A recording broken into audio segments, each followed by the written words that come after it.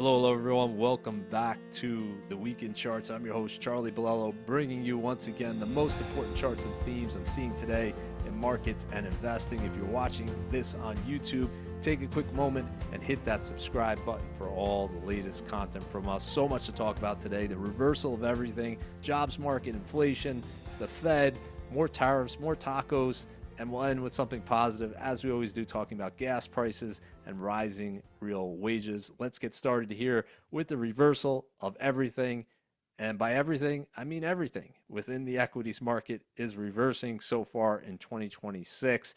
And the international stock versus U.S. stock trend we've been talking about for a long time. U.S. stocks had 16 years of outperformance before 2025, then finally reverse course international outperforming U.S. stocks by the widest margin since 1993. But we didn't see that for large versus small. We saw large caps continue to dominate small caps in 2025. We saw the equal weight index really suffer relative to the cap-weighted S&P 500, hitting its lowest relative level since April 2003. And we saw growth stocks continuing to outperform value stocks, actually surpassing the peak from March 2000 in terms of the ratio there. Technology stocks in 2025 continued to outperform, also above the peak from March 2000. So far this year, reversal of everything. So in addition to the international outperformance that we saw in 2025, you can now add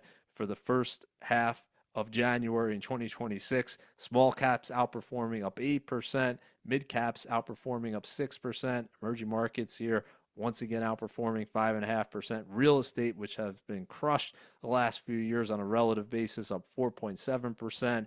The international developed ETF VEA up 4.3%.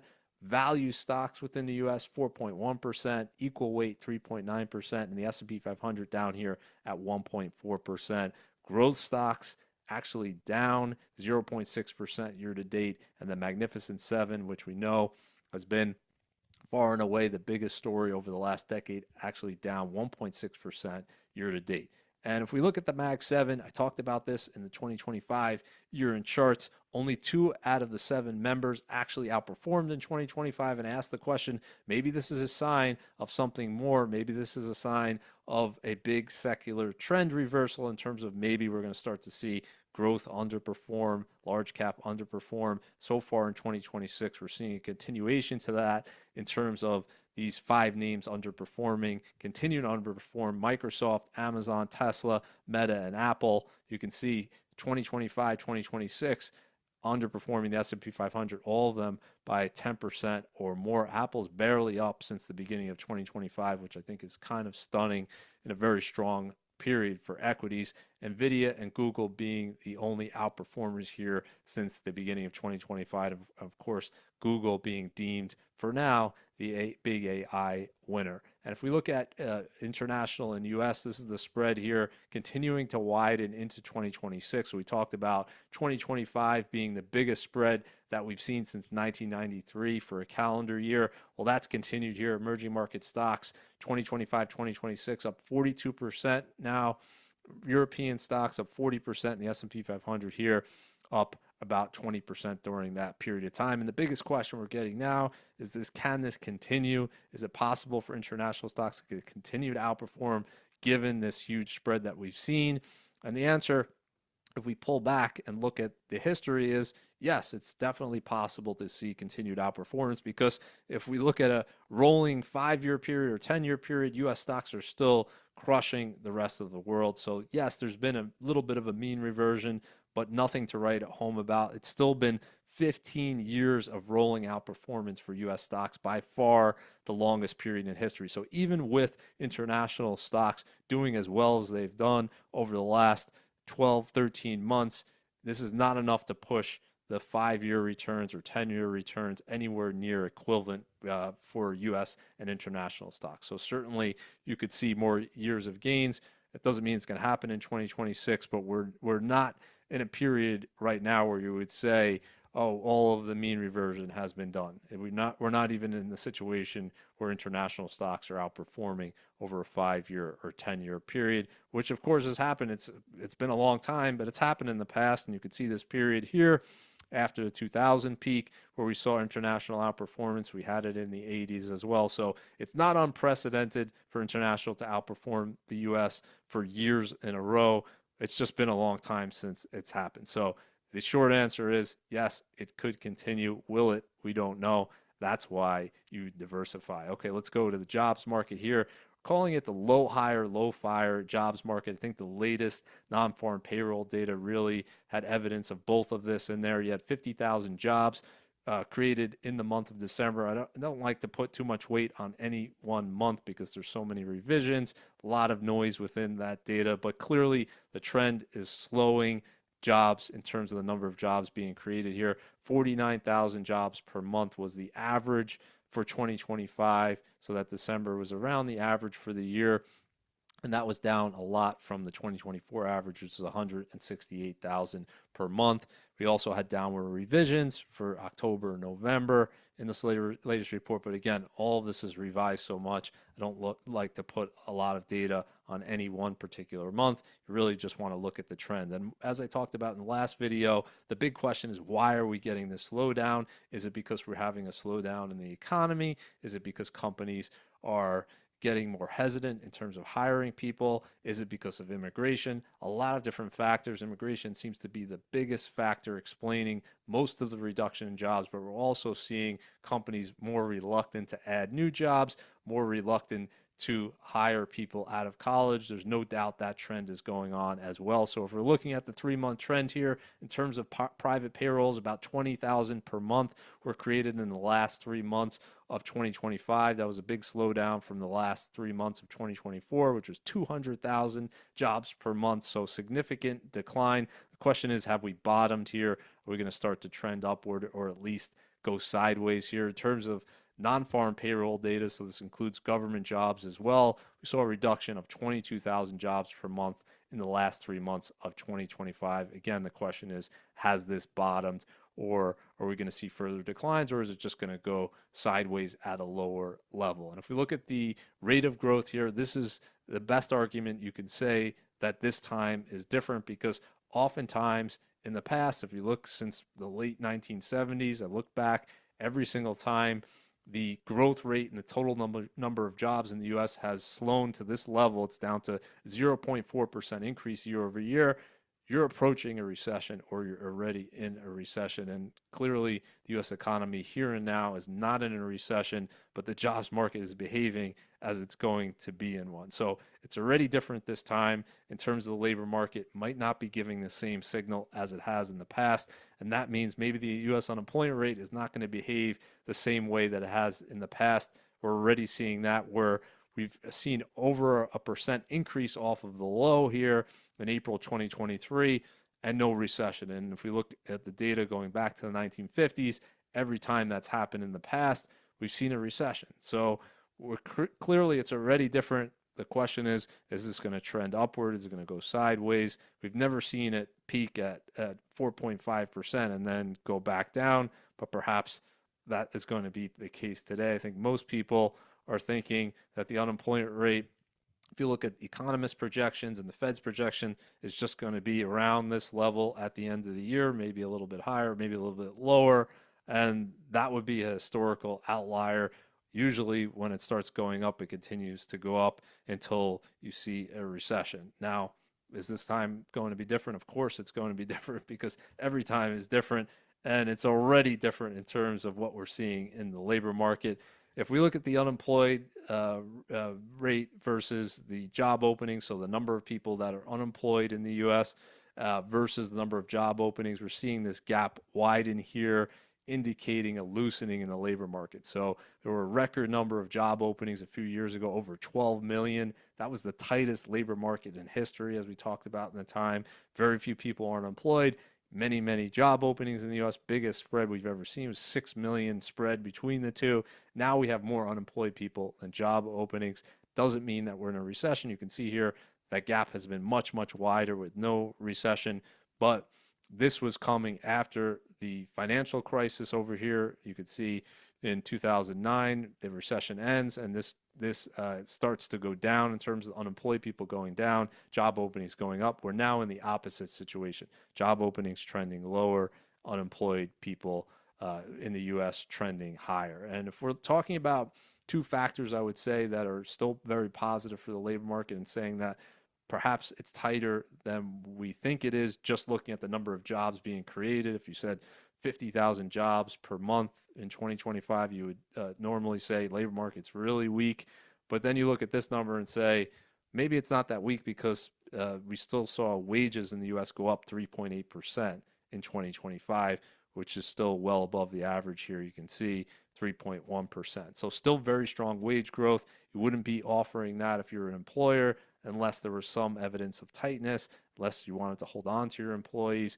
And this to me is a good sign. You want to see strong wage growth within the U.S., and this is a sign that the labor market is still in pretty good shape despite those big declines in terms of new job numbers being added. And the other thing to look at is the real-time data, and the best real-time data you can look at for the jobs market is the initial jobless claim. So people filing for unemployment, they lost their job, and comes out every single week. And we look at the 4-week moving average of this, it's at its lowest levels since January 2024. So we're at a 2-year low here. It often bottoms, as you can see, early in the year, but clearly no sign of a recession here. Looking at this data, you would see layoffs in a recession. You would see this number trending up, and you certainly wouldn't see it making a 2-year low. So something to watch very closely would be initial jobless claims here to see if companies switch from simply being in a low hire mode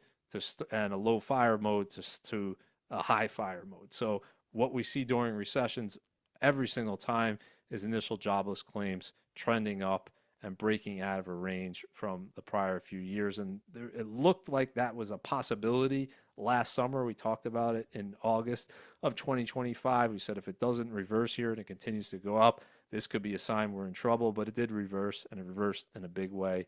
And great to see it at a 2-year low right now. Let's talk about inflation. The big CPI lie that I've been saying for months, for years now, is that inflation is 2%. Just because inflation is 2.7% over the last year doesn't mean we have 2% inflation. I'll tell you why in a little bit. But the CPI reading came in pretty much as expected. This is the December CPI, 2.7% for overall inflation in the U.S., 2.6% if we exclude food and energy. So the core rate of inflation, you can see the trend here. Definitely better than where we were a few months ago, but still not at the Fed's 2% target rate of inflation. And looking at the breakdown here in the major categories, what we see is what was helping the inflation stay low the most would be gasoline prices in the U.S., which I'll talk about at the end of this video, but down 3% year over year. So great to see that. Looking at utilities, gas utilities and fuel oil and electricity, you can see here that was pushing up the rate of inflation. Restaurant prices still continue to be elevated here, up 4.1% over the last year. And the big one really is that shelter component, because it's over a third of the index. It's what most people spend the most money on in the United States. 3.2% increase, still above the overall rate.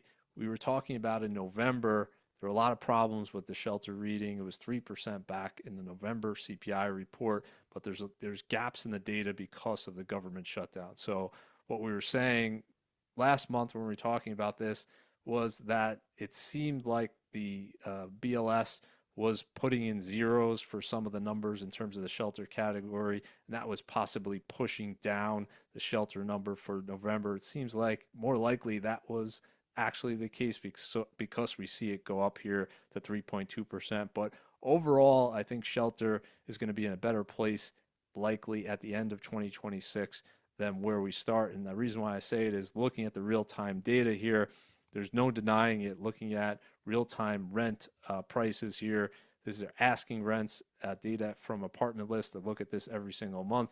Another year-over-year decline. Now we're talking about a few years now of year-over-year declines in the real-time prices of asking rents, and we still see shelter CPI at 3.2%. So this has tended to match with a big lag. There's a huge lag here, but my guess would be as long as rent prices stay low, obviously if they're negative, even better, that will likely push down shelter CPI throughout 2026. So that would be my base case expectation, which would mean that we're likely to see CPI being pulled down by that shelter component. Now, the other components we don't know. It's much harder to project, but because of the long lag here versus the real-time data, it's likely that this will continue in this direction. And for the next inflation report, I really think you're going to see a decent sized drop off unless there's a surprise number for January,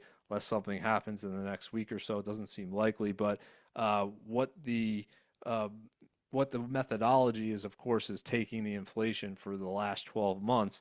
And the month of January in 2025 was particularly high in terms of its inflation rate, 0.5%. A lot of people are projecting 0.2 or maybe even 0.1% for this January so far. We still have a few weeks to go. But if that's the case, you're going to have a much lower number in terms of overall CPI because you're kicking out this big number from last January. That could bring it down as low as 2.3%. And some people are saying, this is estimates from the Cleveland Fed, they're saying 2.45% for the core rate of inflation. Now, does that mean we have 2% inflation? That means on a year-over-year basis, we're getting closer to the Fed's 2% target. But to me, that's not 2% inflation because you shouldn't just be looking at the last year in terms of inflation. You should be averaging over a longer period of time. If we look at the last 6 years in terms of inflation in the U.S., nowhere near that 2% number of averaging close to 4% inflation for the last 6 years. So starting in January 2020, when we had that extreme monetary policy go into place and we borrowed a record amount of money in terms of the federal government. We ran huge deficits, did huge amount of spending. We've had inflation nearly double the Fed's 2% target since January 2020. So more like 4% inflation is what it feels like for the average person, not 2%, which is why when you look at this chart, this is the chart of cumulative inflation over the 5 years. This is the way people are feeling. This is why consumer sentiment, when you ask people about inflation, it's so low because they're feeling and talking about and living the cumulative inflation, which is nowhere near 2%. So if this is averaging 4% or 5% or 6% or even higher for some of these categories, that's what people are going to be feeling, not what has happened over the past year. And the high inflation picture has to go hand in hand, in my mind, with Fed policy. You know my view in terms of the Fed. Fed shouldn't be dictating interest rates. The free market should be. But as long as the Fed is going to be tasked with setting the rate of interest in the U.S., it should do so based on its mandate and based on a target level of 2%. And when inflation has been much higher than that 2% target, it's been nearly double that target, monetary policy should be tighter than it would be if we were at that 2% target or below it, which is why I think this should be Powell's last stand. He has a few more months as Fed chairman here, and I think he should make a stand here and say, no more rate cuts under my watch. I'm going to hold the line here at long last. In fact, Powell, in my view, has been overly easy over the past 2 years, cutting rates by 100 basis points in 2024, so he voted for all of those cuts. 75 basis points in 2025, obviously voting for all of those cuts. Now we know President Trump and the administration wants interest rates much lower. Many presidents want low interest rates. Of course, it benefits them in the short run. Who cares about the long run? They won't be in office at that point in time. But you can't listen to that line of argument if you're going to be setting interest rates and caring about inflation, in my view. And so I think you're going to get a pushback here in terms of Jerome Powell in the January meeting and probably in the 2 meetings after that. He has 3 meetings total, and the market's starting to price that in here in terms of the Fed funds rate and expectations here. We started the year with the market pricing in about 2 cuts definitely, and now they're 1 to 2 cuts, but now they're saying that first cut is not going to occur during Powell's remaining tenure as chairman. So it's going to occur probably in June is what the market is betting here. I'll run through the numbers here. January meeting, which is next week, no chance of a rate cut here, only 5% in terms of what the market is pricing in. If we go to the March meeting, 22% chance, so still very low. And the April meeting, which would be Powell's last meeting as chairman, we're talking about 35%. Now, it's going to be very interesting because Jerome Powell, even though his term as chairman will end in May, he doesn't have to step down from the Board of Governors. He could, if he wants, stay on for another few years, and he would be a voting member. So if that were to be the case, perhaps he continues to get a vote, and perhaps he continues to fight back against lower interest rates. Who will he be fighting against? Likely the market is betting now Kevin Warsh. He jumped up to number one in the odds after comments from President Trump were saying that he would like to see Kevin Hassett stay in his current role within the administration. And so he went way down. Warsh went way up. And of course, Warsh, like Hassett, has been pushing for publicly talking about lower interest rates. Trump has said during a meeting with Warsh that he pressed him on whether he could trust him to support interest rate cuts if he were chosen to lead the central bank. And he said basically he thinks you have to lower interest rates. So Warsh seems to be on board.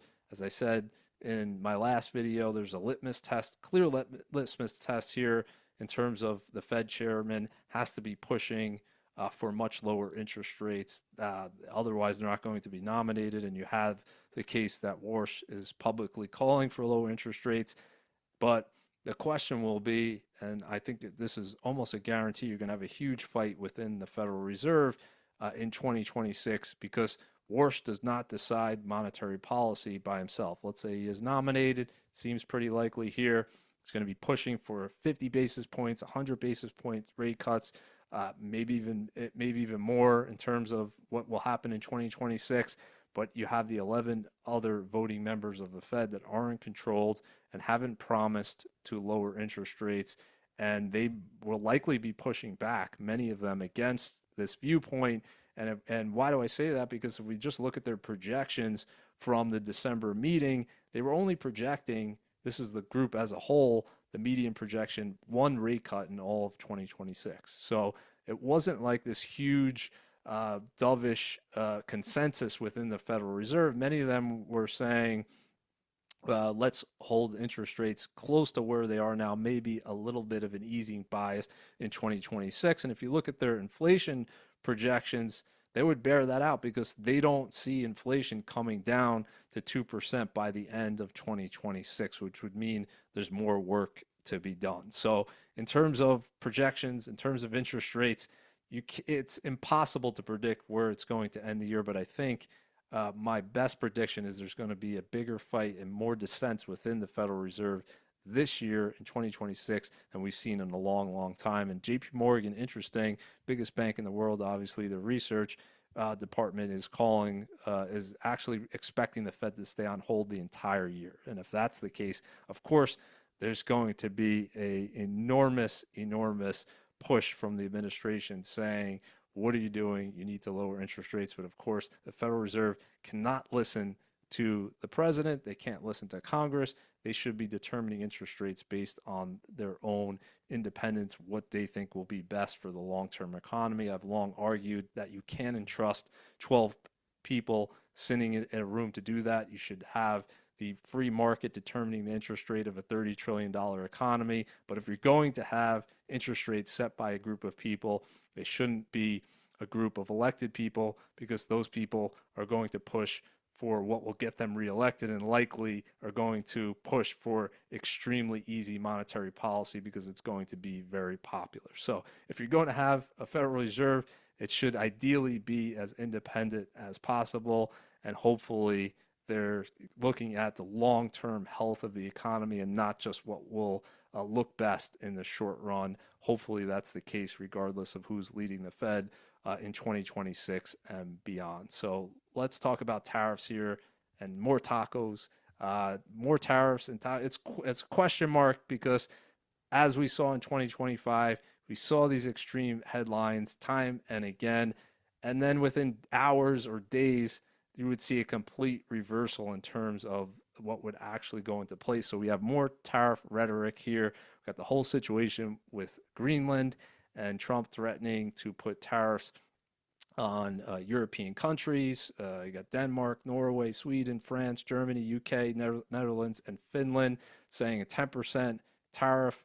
Presumably, that's on top of the tariff rates they already have, because for many of these countries, the rate is above 10%. It's 15% for many of the EU countries.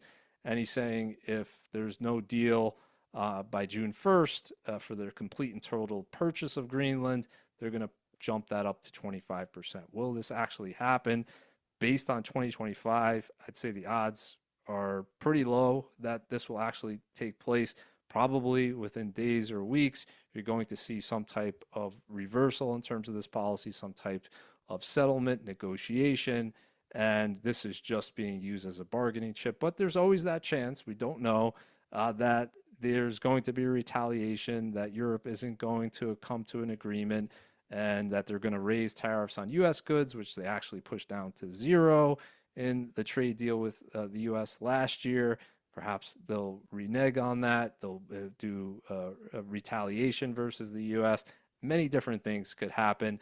If it plays out like 2025, what we'll see is the taco trade once again, which is Trump always chickens out. So you see the markets sell off initially on this news, and I wouldn't be surprised to see the markets, which are closed today, go down or open down in the morning because of this news in terms of these new tariffs. And if it follows the 2025 playbook, perhaps the declines will last a day or 2 days, but then you'll see a negotiation. You'll see some type of different type of rhetoric saying we're going to extend it or delay it or lower it, and the markets will bounce back. And that is the taco trade, which really defined 2025. Will play out the same way in 2026? I have no idea, but I think that's what most people will be expecting, just based on how many times it actually happened in 2025. And if we look at that trade picture, I think it's still very unclear how it's going to play out. You have a lot of people saying that they know this or they know that, but we really don't know, because of that first quarter of 2025, what this picture is ultimately going to be looking like. So we had a very low trade deficit number in the U.S. for the month of October. This is the latest report that we got, and that was the lowest since June 2009. It wouldn't read that much into any one particular month here, and I especially wouldn't read into the recent trend of lower trade deficit numbers given what went on in the first quarter of 2025. And as I've said many times, we've never seen that such an extreme pull forward in terms of U.S. corporations saw the tariffs coming. They knew the tariff rate was likely to increase, and they did a massive, massive increase in the imports of their goods. They pulled forward demand in terms of building up their inventory by months. And so what we've seen since the first quarter of 2025 is simply a normalization. So if you bought so many more goods today, you're going to buy fewer goods tomorrow, the next day, until that inventory is depleted. So to me, that's a lot of what we're seeing in terms of the lower trade deficit numbers. Clearly, they could be lower. No question, the trade deficit could go down if the tariffs were high enough, but we don't know how much they would go down. And it's certainly not likely that this 1 month of October is representative of what's going to happen going forward. I don't think anybody should be assuming that. And if we look at the first 10 months of 2025, what we actually saw was an increase in the trade deficit versus the first 10 months of 2024, which I think would be shocking to people. 8% increase in the deficit because of that first 3 months of 2025. And if we look at imports, you can see what stands out. January, February, March of 2025, huge spike in imports. And then imports go down after that because you don't need as much inventory. So if we look at imports, first 10 months, actually up 7% versus the first 10 months of 2024. So all this is to say, we don't yet know how the tariff picture is going to play out. Of course, we have a Supreme Court ruling that's going to come any day now as well. That's going to add uncertainty or perhaps clarity. We don't know what impact that's going to have. Perhaps it'll invalidate some of the tariffs. Perhaps it won't. But everything that we saw in 2025 is not an indication of what's going to happen in 2026 because of that first quarter. So you keep that in mind. I think with each and every data point that we get in 2026, it's going to give us a better picture of what the trend is actually going to look like going forward. And I would include the growth numbers or projected growth numbers for the fourth quarter in the category of don't assume this is now the new trend. So a lot of people are excited about the Atlanta Fed's estimate of 5% plus GDP for the fourth quarter. I doubt it's going to stay that high, but even if it did stay at the 5% level, all that would mean is simply catching up from that first quarter decline. So the big reason why you had this 5% number is the net export picture. So exports minus imports was more positive because you had that low trade deficit number. And if that month of October is not representative of November, December, this number is going to come way down. So you see the spike here in their estimate, 2% basically spike higher in the GDP estimate. That was all due to that deficit number going down. And if November, December show it, the deficit number going up relative to October, you're going to see that number go down. Interesting. Wall Street consensus is about 1%. They're often very wrong, but I would expect this likely to trend lower. But even if it's 5% for the fourth quarter, that would only mean 3% overall growth for 2025, which definitely above expectations. But just keep in mind that first quarter was negative, so the last few quarters are simply reversing that because of the tariff-related impacts, because we had that huge, enormous deficit in the first quarter. That was a drag to GDP in terms of the trade deficit in the last few quarters. That's reversed, so that's helped the GDP numbers. So similar, I would say, to coming out of COVID in 2020, we had even more extreme. You had a big down GDP because the economy was shut down for a few months. And then we had this huge recovery. We saw annualized GDP get as high as 7%. And no one should have expected that to continue. And I don't think even 5% number, hopefully it's 5%, but that shouldn't be your expectation for 2026. If we got to 3% or anywhere between 3 or 4% growth in 2026, I think that would be a very strong number for the U.S. economy. 5% seems very unlikely. And I think when we get the November and December trade numbers, I think likely this estimate is going to come down. So let's end, as we always do, with something positive. That would be lower gas prices and rising real wages. Look at the average U.S. retail gas price in the U.S. It's down below $3 a gallon for the first time since March 2021. So over 4 years, almost 5-year low in terms of gas prices. Great to see that.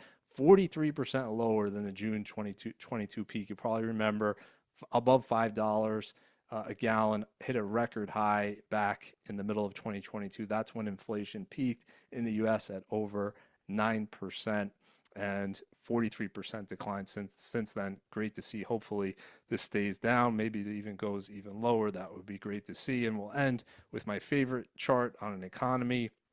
When it's in the positive territory, when it's strongly positive, this means increased prosperity for the people of the workers that live there. And within the U.S., we've now seen 31 consecutive months where wages have outpaced inflation. So we talked about that good wage growth number, 3.8% over the last year.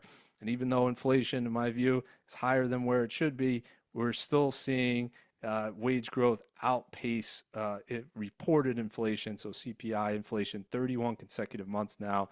This is a great trend. I hope to see this continue throughout 2026. So we'll end it right there. Thank you so much for watching. If you're watching this on YouTube, hit that subscribe button for all the latest content from us, and I'll see you next time on the Week in Charts.